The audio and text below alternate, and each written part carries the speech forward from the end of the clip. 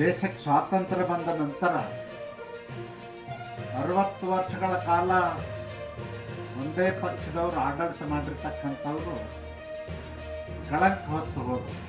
ಅದರ ನರೇಂದ್ರ ಮೋದಿಜಿಯವರು ದೇಶದ ಅಭಿವೃದ್ಧಿ ಮಾಡಿ ಪ್ರಪಂಚದ ಅನೇಕ ದೇಶಗಳ ಪ್ರೀತಿ ವಿಶ್ವಾಸವನ್ನು ಗಳಿಸಿದಂಥವ್ರು.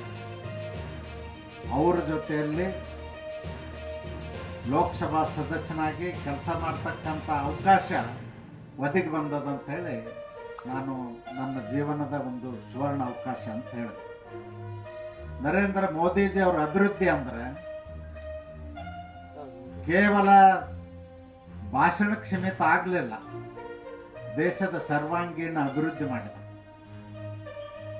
ಒಂದೇ ಒಂದು ಉದಾಹರಣೆ ಹೇಳೋದಂದ್ರೆ ಮೆಡಿಕಲ್ ಎಜುಕೇಶನ್ ಬಡವರಿಗೆ ನೆಲಕಲಾರದಂಥ ವಿಷಯ ಇತ್ತು. ಇವತ್ತು ದೇಶದ ಉದ್ದಗಲಕ್ಕೂ ಸರ್ಕಾರಿ ಮೆಡಿಕಲ್ ಕಾಲೇಜ್ಗಳನ್ನು ಮಾಡುವುದರ ಮೂಲಕ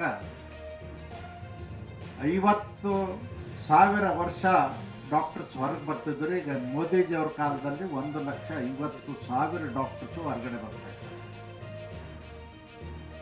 ಇದು ಸಾಮಾಜಿಕ ಕಳಕಳಿ ಕಾಳಜಿಯ ಆಡಳಿತ.